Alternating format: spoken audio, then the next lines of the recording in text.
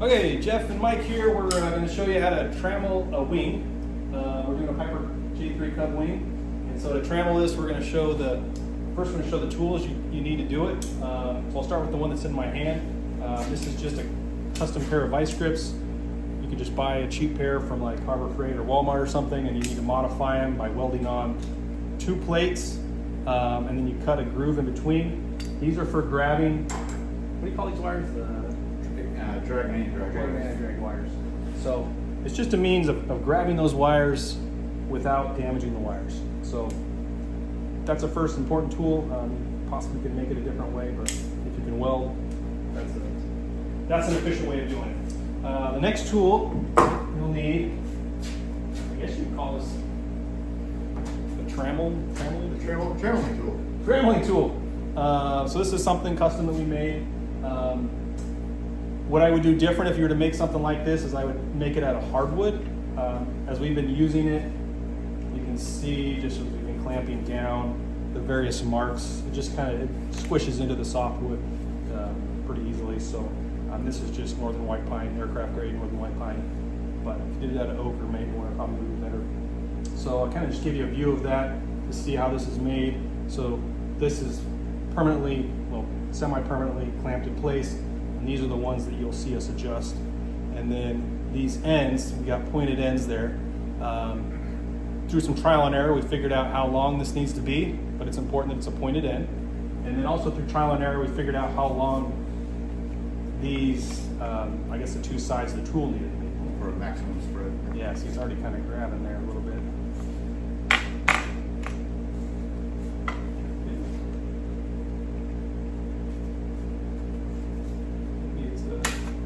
Yeah, kind of just got stuck in one of these. So that's, again, the importance of making, if you're to make a permanent one that you're going to use a lot, do that out of hardwood or metal. But for our purposes, this works fine. And then the other tool, you need to be able to test the tension. So you need like a fish scale. We just got a basic digital one. And I think we're going in pounds, right? Pounds. Yeah. So something you can pull on, and then you also need some kind of pipe. We just use a scrap piece of copper pipe that you can attach the fish scale to in both directions. So one direction being able to pull on it to get a reading, and the other one when we're pulling up on the wire, so it's grabbing the wire. Actually, I think when it's grabbing, we're pulling from above. And then when it's pushing down on the wire, we're pulling this way and pulling down on it. And you'll see us do that. So, and then you need a flat piece of stock there. You'll take a measurement, you'll see where you need a baseline measurement. And we're looking, I think, a 1/2 inch deflection. That's deflection of 15 pounds. Yep. Couple of half turns. Oh, need the clamper. The tool.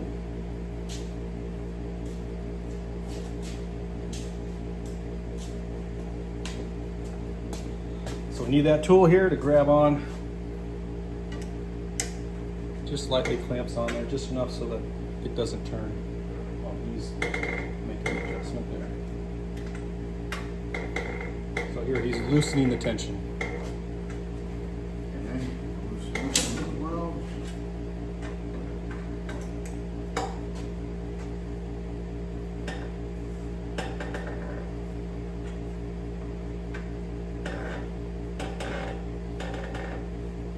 All right, let's do a quick check. There. And I got a scale here.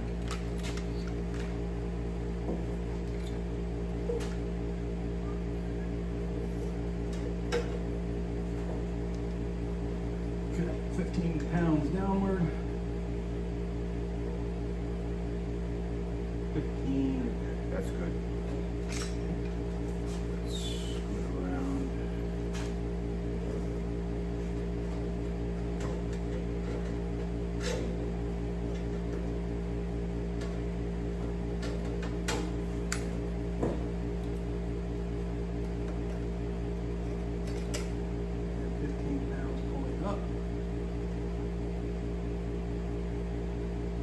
15.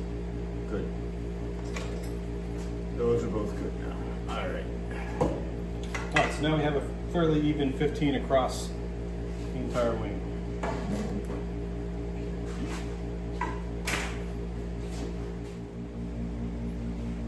So for every location where there's a compression strut, you want to accurately mark the center of the screw holes up to the top of the spar and mark across the spar. And then we made little metal plates with a center punch point in the center and tape those in place. That way you're not center punching into the wooden spar itself, and you've got an accurate location that the points of the trammeling tool can set right into, so you have a really accurate location of length.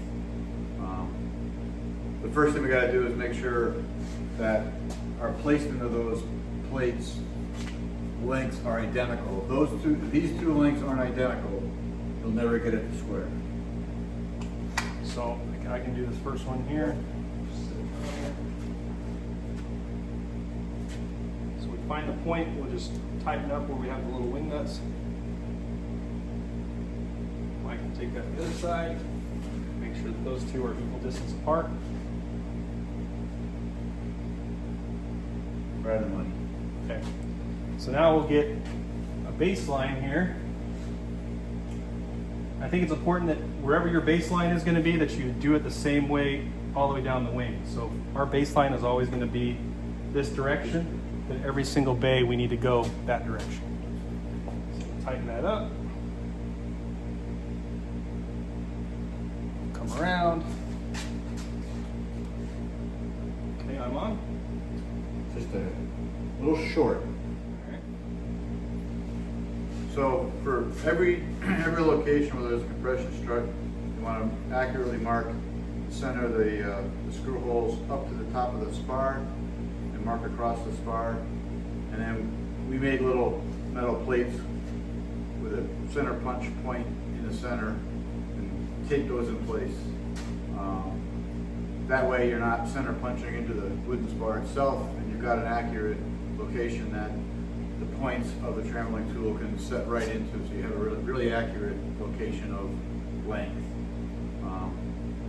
The first thing we got to do is make sure that our placement of those plates lengths are identical. If these two lengths aren't identical, you'll never get it to square. So I can do this first one here. So we find the point, we'll just tighten up where we have the little wing nuts. I can take that to the other side, make sure that those two are equal distance apart. Right on the money. Okay, so now we'll get a baseline here. I think it's important that wherever your baseline is going to be, that you do it the same way all the way down the wing. So our baseline is always going to be this direction, then every single bay we need to go that direction. So tighten that up. Come around. Okay, I'm on. Just a little short. All right. Okay.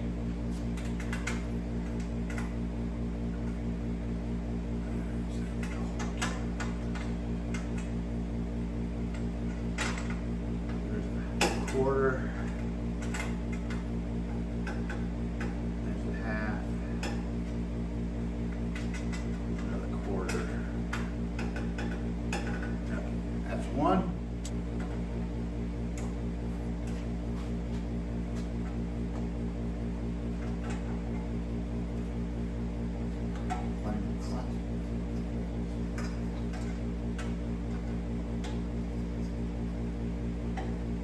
Quarter.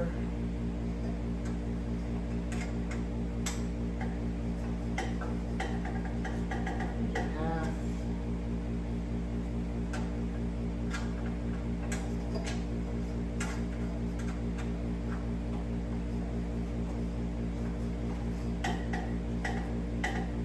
And a quarter.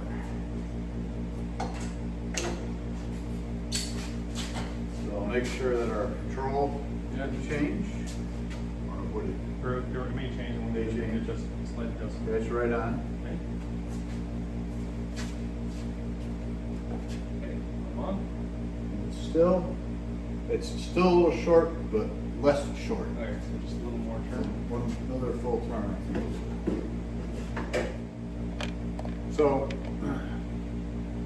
we use that diagonal as a control, and then you check it against this diagonal. If this diagonal is short, then you need to loosen one turn on the control and tighten one turn on this and bring it in. You do them one turn at a time so that it keeps the 15 pounds of tension on both wires as you're squaring up each bay. So if you start with 15 pounds and you do one turn, you'll end up with 15 pounds when you're done. Alright. So we can kind of just go down here and check them all that way. Alright, second bay. Yep. So that's on. A little bit long.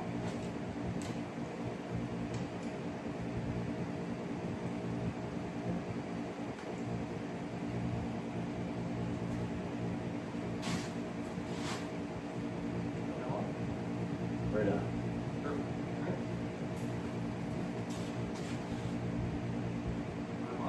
Right on. On.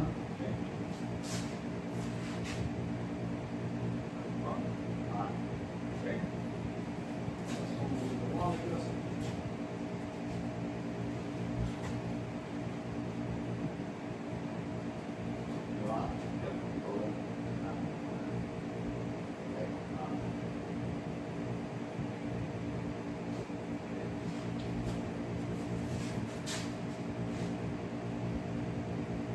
On. So the wing is square. Square. So important to note, we have done this before. So we did it maybe a month ago. Took the wing to the airport to make sure it fit, wanted to be positive that we were good. And yeah, we knew we needed this one, we had just one more tweak. So I think the important thing is to have one direction be your control, and that's what you start with. And if the other leg is short, you loosen the long, your control, you tighten the one that's short. If you start with your control and the other one is long, you tighten your control, you loosen the control and you tighten the long one. Did I say it backwards? I think we're good. Okay. So yeah. And these are just the points we were talking about. So this is just a piece of aluminum that center punched. You can see it's lined up exactly where this compression member is.